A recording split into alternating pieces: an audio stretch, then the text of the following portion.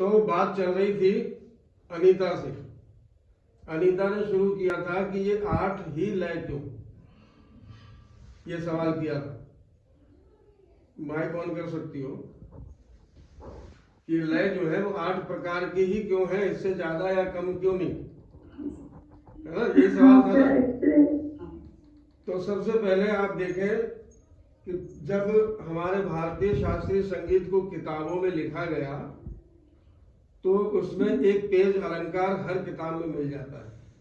सारे ग म प ध नि सा सा नि ध प म ग रे सा, फिर सा सा रे रे ग ग म म, फिर ये दुगुन वाला हो गया, फिर सा रे ग म, ये तिगुन हो गया, एक मात्रा में 3। क्लियर। फिर सा रे ग म, एक मात्रा में 4, फिर रे ग म प ध, ऐसे 4 वाला चलता रहता है। फिर सा रे ग म प, 5 मात्राओं वाला आया, एक मात्रा में 5 मात्रा बोलनी पड़ेगी, है ना। फिर 6 मात्राओं वाला आया, सा रे ग म प ध। फिर 7 मात्राओं वाला आया, सा रे ग म प ध नि और रे ग म प ध नि सा। फिर 8 वाला आ गया, सा रे ग म प ध नि सा और सा नि ध प म ग रे। यानी एक से जो शुरू हुआ था, एक बीट में एक स्वर सा रे ग म, ये सिंगल लय है। दुगुन वाला सा सा, एक बीट में 2 आ गए, सा सा रे रे, 1 2 1 2, एक बीट में 2 आने लग गए, यानी कि 2 गुनी स्पीड हो। अब एक बीट में 3 आने लग जाएंगे तो 3 गुनी स्पीड हो जाएगी। सा रे ग म, 3 के खंड चल रहे, एक मात्रा में 3, यानी कि 3 गुण। चौथा वाला अलंकार 4 गुण। ये समझ में आ गया। 8वां अलंकार आपकी 8 लयों में लिखे हैं, 9 लयों में क्यों नहीं लिखे गए, 10वीं लय में क्यों नहीं लिखा है इसको किसी भी किताब में? क्योंकि लय, हाँ क्या बता रही आप, बताओ गायत्री जी। सर 7 ही है सर, और आखिरी में सम पकड़ते हैं सर। मैं समझा नहीं सर स्वर 7 ही है ना, सा रे ग म प ध नि, फिर सा पकड़ लेते हैं सम। नहीं, वो बात नहीं है।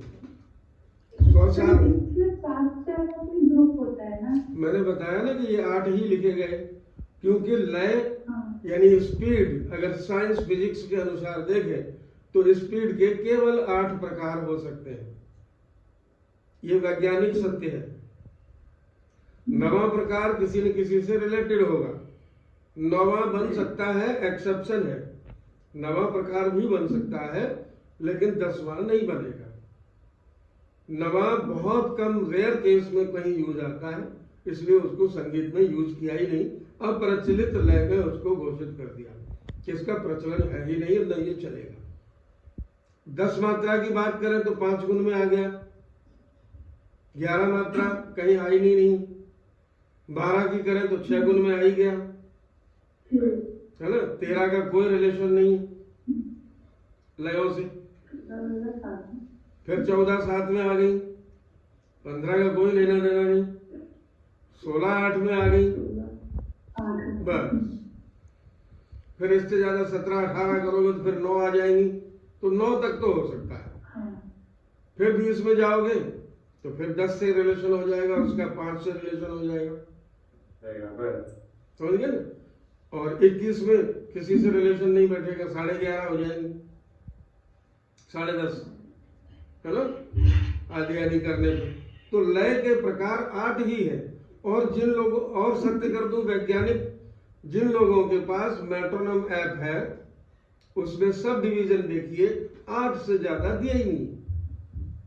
अगर मशीन किसी ने बनाई, वो वाली जो मेट्रोनोम ऐप के नाम से जानी जाती है, उसमें भी अगर हम सब डिवीजन करते हैं तो 8 ही प्रकार बनते हैं उसमें, 8 से ज्यादा सब डिवीजन नहीं। मतलब लय 8 प्रकार की ही हो सकती है जो प्रचलन में है, और इन्हीं से ही पूरा संगीत चलेगा। 9 मात्रा में अगर कोई गाता है तो वो अपने आप में एक कह सकते हो जीनियस वाली बात होगी। तो हम अभी उस तरफ जा नहीं गए ही नहीं, हम लोग तो 8 मात्राओं तक पहले समझ तो लें। फिर इनका क्या क्या रिलेशन है, यही आठों प्रकार की लय आड़ कुआड़ और ब्याड़ के नाम से भी जानी जाती है, जो कि ये पीजी का क्वेश्चन बनता है। पोस्ट ग्रेजुएशन अगर कोई म्यूजिक में करता है तो उसके कोर्स में आता है कि आड़ कुआड़ और ब्याड़ किसे कहते हैं। तो आड़ कुआड़ ब्याड़ 3 प्रकार की लय है।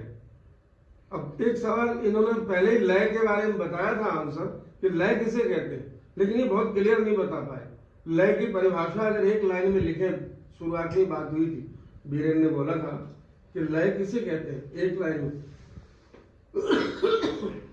लय का मतलब होता है एक मात्रा से दूसरी मात्रा के बीच का जो गैप है वो समान होना चाहिए।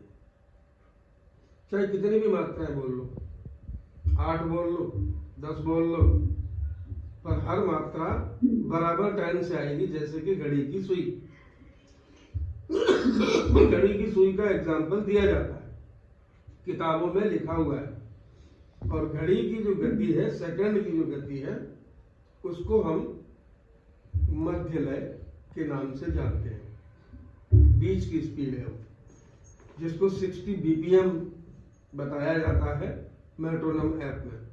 60 बीट्स पर मिनट। 1 मिनट में 60 बीट अगर बजती है तो 1 बीट में कितना टाइम लग रहा है? 1 मिनट में 60 बीट्स अगर बजती है तो 1 बीट को कितना समय मिला? 1 सेकंड। 1 सेकंड, क्योंकि 60 सेकंड का 1 मिनट बनता है। समझ में आया? तो 1 पर 60 BPM, beats per minute. 1 minute में 60 बीट्स,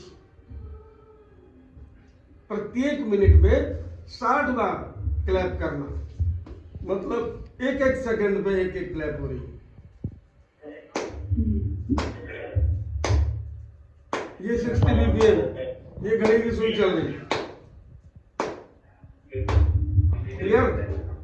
ये बात समझ में आ रही है? ये कहीं से एक्स्ट्रा आवाजें आ रही है, थोड़ा माइक वो स्विच ऑफ कर लो, क्या कहते हैं, म्यूट कर लो। हाँ, तो ये 60 बीपीएम जैसे मैंने कहा, तो एक जैसी घड़ी की सुई चलती है। तो जब हमारी गति एक जैसी होती है तो उसको हम लय कहेंगे। और अगर गति एक जैसी नहीं है, स्टेप बाय स्टेप बदल रहे हैं, तो हम जाने अनजाने में देखा जाए तो हम बीट्स में ही चलते हैं। अगर आपको कहा जाए कि थोड़ा वॉकिंग करके आओ, तो ऑटोमेटिक आपके पांव बराबर टाइम से उठेंगे, बिना कहे, मालूम ही नहीं कि हम बीट में चल रहे हैं। लेकिन कौन सी गति में चल रहे हैं कभी नापा ही नहीं, पर चलते हैं हम एक जैसे कदमों में। दौड़ना हो तब भी एक जैसे कदम पड़ते हैं। ऐसा नहीं होता पहले इतना दौड़ लिए, फिर रुक गए, फिर दौड़े, फिर रुक गए, ऐसा नहीं होता है। कोई भी दौड़ के जाता है तो एक जैसी स्पीड में दौड़ के जाता है। हम लोग पैदल चलते हैं, एक जैसी स्पीड में पैदल चलते हैं। ऑटोमेटिक हमारे अंदर लय है। तो लय की यही परिभाषा है कि एक मात्रा से दूसरी मात्रा के बीच का अंतराल अगर बराबर होता है उसे हम लय कहते हैं। वही स्पीड हमारे काम की है संगीत में। एक ऑटो खड़ा था, तो अब जो गाड़ी का वो जो एक्सीलेटर होता है ना, बाइक का हुआ या कार का एक्सीलेटर है, न्यूट्रल पे छोड़ दीजिए, स्टार्ट करके गाड़ी छोड़ दीजिए, फिर देखिए कैसे आवाज आती है, उसमें एक लय है। अगर मोटरसाइकिल खड़ी है तो डग डग डग डग डग डग डग डग डग डग डग डग डग बुलेट एक जैसी चलेगी, खड़े खड़े खड़े खड़े खड़े वही डमरू की तरह बजती रहेगी। और जैसे ही एक्सीलेटर खींचा, लय बढ़ जाती है, स्पीड बढ़ जाती है। और अगर ये सही नहीं है, जो रिपेयर कराने के लिए अगर हम जाते हैं ना मिस्त्री के पास, तो मिस्त्री उसको सेट करता है। इंजीनियर जो गाड़ी का होता है वो आपकी ये बीपीएम सेट करता है। गाड़ी के एक्सीलेटर पर न्यूट्रल करने पर सही सही टाइमिंग से अगर आवाज आ रही है तो वो सही हो गया है, इसका मतलब आपका रेस जो है सही सेट हो गया। और अगर ऐसा हो रहा है सेट करने के बाद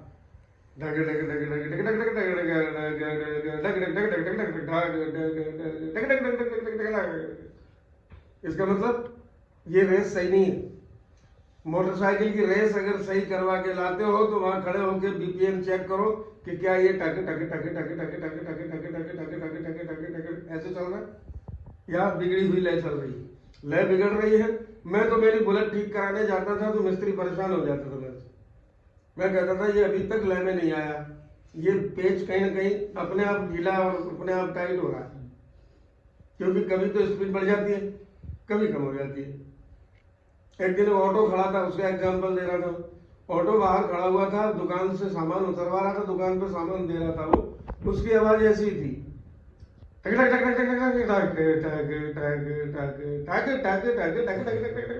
टक खड़ा हुआ ऐसे ही कर रहा है। खड़ा खड़ा ऑटो, कोई है नहीं उसमें, ड्राइवर सामान उतार रहा है, उसमें तरह तरह की आवाजें आ रही, कभी जल्दी कभी धीरे कभी बिल्कुल एक एक आने लग जाती। तो मैंने उस ऑटो वाले को कहा कि इसका रेस का बीपीएम ठीक कराना। उसको पता ही नहीं चला कि क्या काम है, कि बीपीएम क्या होता है, पर बीट पर मिनट पे कितना इसकी काउंटिंग होनी चाहिए, वो बराबर से होनी चाहिए। तो जब हम बराबर की गति में चलते हैं उसको हम शुद्ध लय कहते हैं, और वही स्पीड हमारे संगीत में काम की है। कम या ज्यादा स्पीड होती है तो वो हमारे संगीत में काम की नहीं है। ठीक है। और जो इनका सवाल था वो पहले बता दिया मैंने। 8 मात्राओं को किसने बताया? वैज्ञानिकों ने बताया कि ये 8 ही लय है। ये हमने नहीं लिखा पहला पेज जो 8 लयों में लिखा गया था, और किसी म्यूजिशियन ने नहीं जाना, अभी तक किसी ने नहीं समझा कि ये पहला पेज 8 लयों में लिखा है जो तुम लोग सीख रहे हो। 1 2 1 2 3 1 2 3 4 1 2 3 4 5 1 2 3 4 5 6 1 2 3 4 5 6 7 4 5 6 7 8 1, ये 8 लय आ गई। इन्हीं 8 लयों में 8 अलंकार है, तो इसलिए 8 ही होती है लय, और 8 को ही सीखना है। पूरा जीवन 8 लयों में ही निकलेगा, इससे ज्यादा या कम लय नहीं होंगी। अब ये सब किया किसने? किताब है जिसने लिखी। तो ये इंपॉर्टेंट बात बताने जा रहा हूं, चाहे तो नोट कर लीजिए। किताब लिखने वाले सर्वप्रथम व्यक्ति, संगीत में पुस्तकीय ज्ञान किसने दिया? पंडित विष्णु नारायण भातखंडे, जिनके नाम से यूनिवर्सिटीज भी चल रही हैं म्यूजिक की। पंडित विष्णु नारायण भातखंडे, भात वो कड़ी भात वाला, भारत नहीं, कुछ लोग गलती से भारत खंडे बोल देते हैं, तो ये है भात। नरसी का भात है, नरसी का भात सुना है? हाँ, तो वो भात खंडे, भात खंडे उनका सरनेम है। पंडित विष्णु, हाँ लखनऊ में, ये बात लखनऊ में पंडित विष्णु नारायण भातखंडे के नाम की यूनिवर्सिटी चलती है, और भी कई जगह चलती है, लेकिन शुरुआत लखनऊ से ही हुई थी, ये भी बता दूं। शुरुआत हाँ, भातखंडे लखनऊ से ही यूनिवर्सिटी की स्थापना की, और वहीं पर किताबें लिखी गई बैठ के। इलाहाबाद और लखनऊ, इलाहाबाद से लखनऊ तक का जो सफर है पंडित विष्णु नारायण भातखंडे का, फिर वो पूरे भारत में धीरे धीरे फैलता गया पुस्तकों के रूप में। उन्होंने क्रमिक पुस्तक मालिका नाम की किताबें लिखी, जिसके 8 भाग उपलब्ध है मार्केट में। और राग परिचय नाम की किताब है, जिसमें स्वर लिपि के बारे में बताया गया कि हमारे उत्तर भारत की जो स्वर लिपि या जो म्यूजिक की लिपि जो की पद्धति है, वो पंडित विष्णु नारायण भातखंडे की दी हुई है। और वहीं अगर हम साउथ इंडिया की बात करें, दक्षिण भारत में पंडित दूसरे हैं, वो भी है तो विष्णु ही, वो है विष्णु दिगंबर, विष्णु दिगंबर पलुस्कर। इन्होंने साउथ इंडियन म्यूजिक को पुस्तकों में बांटा। सर यहाँ पे मेरा एक सवाल है। सर जैसे हम नॉर्थ इंडिया वाले हैं, पूर्व वाले, पूर्व नॉर्थ, यहाँ पे तो हाँ, नॉर्थ इंडिया वाले उत्तर दिशा वाले होते हैं। हाँ, हिंदुस्तानी वोकल चलता है, और वहाँ पे जैसे साउथ इंडिया होता है तो वहाँ पे कार्नेटिक म्यूजिक चलता है। तो इनमें बेसिक क्या आता है जिसकी वजह से नॉर्थ इंडिया को कहते हैं हिंदुस्तान? उत्तर का मतलब क्या है? भारत की जो उत्तर दिशा है वो ऋषियों मुनियों की भूमि है। हिमालय, हिमालय से लेकर उत्तरांचल जितना भी है, वहां देवी देवताओं ने अवतार लिए। आज भी सारे तीर्थ स्थान इधर ही है ज्यादातर, नॉर्थ में। तो नॉर्थ इंडिया ही इंडिया है एक्चुअली, साउथ इंडिया नहीं था। साउथ श्रीलंका में आता था, दक्षिण दिशा में, दक्षिण में लंका थी, और वो लंका भारत में ही शामिल थी, जिसमें केरला कर्नाटका सब शामिल लंका में थे, एक जमाना था। तो नॉर्थ इंडिया को ही इंडिया कहा गया है। पहले, सबसे पहले भारत अगर किसी को कहा है तो वो नॉर्थ में था। दक्षिण का तो हमने जीता है रावण को मार के। राम ने रावण को मारा और वहां का राज्य विभीषण को सौंपा, तो विभीषण ने काफी कुछ भाग जो है राम जी को दान में दे दिया कि ये आपके भारत में ही शामिल है ये जगह। तो जितना साउथ का इलाका है वो सब हमारा नहीं था, वो श्रीलंका का था। वो अब भारत में आ चुका है काफी हिस्सा, जिसमें कर्नाटका, बेंगलोर, पुणे ये सब हमारे हिस्से हो गए। ये पहले साउथ इंडिया के मतलब दक्षिण दिशा के देश थे, दक्षिणी देश कहे जाते थे ये। फिर ये धीरे धीरे भारत में कन्वर्ट हुए, तो हमने कह दिया भाई दक्षिण वाले, हम तो भारत वाले हैं, वो दक्षिण वाले भारत वाले, ऐसे करके ये बदला गया। तो शुरुआत कहां से हुई? नॉर्थ इंडिया से। म्यूजिक कहां से आया? गॉड गिफ्टेड, जो कि ऋषियों मुनियों को मिला। और ऋषि मुनि हिमालय की गुफाओं में तपस्या करते हुए उन्होंने संगीत और वेदों के दर्शन किए, उन दर्शनों को हम तक पहुंचाया, और हम तक पहुंचाने के बाद गुरुमुखी ज्ञान था वो, गुरु के मुख से जो कह दिया गया वही मान लेते थे। फिर भातखंडे नाम के एक विद्वान हुए जिन्होंने कहा कि नहीं, किताबों की जरूरत है। फिर उसके बाद एक और विद्वान हुए हैं पंडित अवध किशोर पांडे, जो आपके सामने बैठे हैं। इन्होंने क्या किया? इन्होंने कहा कि म्यूजिक में बेसिक नॉलेज भी होना चाहिए, जो नहीं होता था। आप किसी भी क्लास में जाते हो तो क्या कहते हैं? सीधा राग यमन, सीधा राग भैरवी, जो उनकी क्लास में पहले से चल रही होती है वही नए स्टूडेंट को भी सिखा देते हैं। मेरे साथ यही हुआ है सर, भातखंडे सबके साथ यही होता है, आप अकेली नहीं है, हम भी इसी के शिकार रहे हैं। तभी ये खोपड़ी चली, तभी इस विद्वान ने ये सोचा कि शुरुआत कहां से हो, इसकी एबीसीडी क्या है, लय क्या है, ये 8 अलंकार लिखे गए तो इनमें क्या संबंध है, इन 8 अलंकारों को ऐसा क्यों बनाया गया, ये सिर्फ मैंने सोचा। जैसा कि मैं अभी आपको कह रहा हूं कि ये इस पीढ़ी में, इस युग में एक नए संगीत के विद्वान ने जन्म लिया, जिन्होंने संगीत को बेसिक नॉलेज में बांधा, और वो हम ही हैं। संगीत प्रवाह वर्ल्ड है, और आप यूट्यूब पे कहीं भी सर्च करके देख लीजिए, बेसिक नॉलेज के नाम पर कोई सिलेबस कहीं भी किसी भी किताब में ना लिखा हुआ होगा और ना कोई विद्वान आपको बताएगा। सबसे पहले तो आप किसी भी म्यूजिशियन से पूछेंगे कि आप हमें क्या क्या सिखाएंगे, उसका एक सिलेबस दे दीजिए। हर सब्जेक्ट का सिलेबस होता है, तो म्यूजिक का सिलेबस क्यों नहीं, कि म्यूजिक में जो आया वही सिखा दिया। फिल्मी गानों की डायरी भर के रख रखी है, गुलाम अली की गजलों की डायरियां भर रखी है, वही सिखा रहे क्लास में। माइक म्यूट करिए, किसके पास सब शोर हो रहा है? हाँ, बात समझ आई मैं क्या कहना चाह रहा हूं? कि ये बात किसी ने सोची ही नहीं, हम चले आ रहे, बस पुरखों ने जैसा कह दिया वैसा हम करते आ रहे थे। तर्क किसी ने नहीं किया, गुरु से सवाल करने की हिम्मत किसी से नहीं हुई, वो मेरी हुई थी। मैंने गुरु जी को परेशान करके रख दिया। इतने सवाल उठते थे दिमाग में कि क्यों भाई, डायरेक्ट राग यमन का क्या मतलब है, क्यों सीखूं मैं, और इसका क्या फायदा, और इस यमन का भाव क्या, कोई नहीं पता था। बस सीखो, ये बंदिश है, गाओ। हमने गवा दी, हमने गा ली। अलापतान उन्होंने लिख दिए, हमने भी लिख लिए। उन्होंने कहा रटो, हमने रट लिए। रीजन नहीं बताया, तर्क नहीं किया, और न तर्क करते। भले ही लड़ाई हो जाए, भले ही गुरु जी से लड़ाई हो जाए, पर सवाल करना तुम्हारा परम कर्तव्य है। अगर कोई बात के पीछे लॉजिक नहीं है तो उसको ऐसे ही मत मान लो।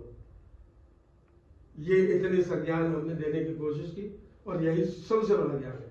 और आज इसीलिए हमारा ये जो संगीत धरा, यूनिक संगीत धरा है, वो पॉपुलर हो रहा है। क्यों हो रहा है? क्योंकि यहाँ सच्ची बात बताई जाती है, यहाँ सही सही बातों पर विचार किया जाता है। अब बताइए, ठा दुगुन चौगुन क्यों सिखाते हैं, तिगुन क्यों नहीं सिखाई, 5 गुण क्यों नहीं सिखाई? क्योंकि ये बहुत मुश्किल है, जो हर आदमी से होती नहीं। विषम संख्याओं का योग घटाना, भाग देना मुश्किल है, नहीं करते। मुश्किल है तो नहीं करेंगे, ऐसा कैसे? मुश्किल है तो जरूर करेंगे, हमने इस बात को ठान लिया और करवाएंगे। आधा अधूरा नहीं छोड़ेंगे, कुछ भी छुपाएंगे नहीं, कोई भी बात यहाँ से डिलीट नहीं की जाएगी या इसको कहते स्किप नहीं करेंगे। हर चैप्टर पर डिस्कस होगा, हर बात आपको बताई जाएगी संगीत की। कोई भी सवाल मन में हो तो तुरंत पूछो। जैसे इस बिटिया ने पूछा, अनीता ने, मुझे बहुत अच्छा लगा कि कम से कम इतना दिमाग इसका चला तो सही कि 8 क्यों, बाकी तो सब 8 खा के बैठे हुए। उनको बोला कल क्या नाम गायत्री जी को कि 4 मात्राएं सुना दो खाली, इन्होंने कहा मिलेंगे तो 8, क्योंकि हमने तो 8 सीखी, 8 सीखी हुई है, तो इन्होंने 8 गिन बता दी 4 के नाम पे।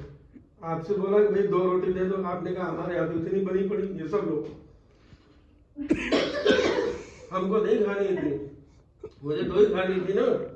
तो किचन में जितना माल पड़ा है वो ऐसा नहीं कि वो सब दे देने का ही, जिसने जितना मांगा उसको उतना ही दे दो। हमने तो बहुत सारा एक साथ भर दिया भंडार, हमने तो 8 गुण पक्का आपको सिखा दिया। अब कोई अगर कहता है कि मुझे 3 गुण दे दो, तो आप उसमें से 3 दे दो, निकाल के क्या फर्क पड़ रहा, 7 अब दे दिया करेंगे। हाँ वैसे ही करना। अब दे दिया करेंगे, कल ही समझ लिया था, जितना जो मांगे दे दिया करो। मेरी मैम ने बताया नहीं था ना किसी को देना है, पूरा नहीं देना, पूरा किसी को नहीं देना, पूरा मांगे तो दो, कोई बात नहीं। कोई मांग रहा है सर्वस्व निछावर, कोई दिक्कत नहीं। ज्ञान ऐसी चीज है कि तुमने जितना मांगा हम सब समझा देंगे, ठीक है। इन्होंने जो सवाल, एक सवाल ने मुझे बोलने पे मजबूर कर दिया, तो ऐसे अगर सारे सवाल होंगे तो फिर क्लास में मैं ही लूंगा, ठीक है। क्या बात है सर। शुभांगी बहन जी, जय ट्यूसडे को याद रखिए। Thank you sir. अब आप लोग किसी तरह से सवाल उपजाओ और हमको बताओ ताकि हम कुछ बोले, वरना मैं यहीं पड़े पड़े सोता रहूंगा, ठीक है। मुझे चुभना चाहिए यार, ये बात क्लियर क्यों नहीं। इन्होंने बताने का बहुत प्रयास किया मास्टर जी ने, लेकिन एकदम ये भी क्लियर नहीं बता पाए। बता तो सही रहे, बता तो ये सब सही रहे थे कि 8 और ये सब गिन रहे थे, लेकिन इतना क्लियर कर देना वो मेरा कर्तव्य बनता था। अब मेरे ख्याल से सबको क्लियर हो गया होगा कि 8 क्यों, और ये 8 एक साथ खाने की नहीं है टॉफियां, एक एक करके खाना, जहां जिसकी जरूरत पड़े वहां उसका प्रयोग करना, उतना दे देना। हाँ। Okay, thank you for listening. Okay, thank you sir, बहुत अच्छा लगा सर आज क्लास। अंतर्ध्यान अंतर्ध्यान हो गया। Yes sir.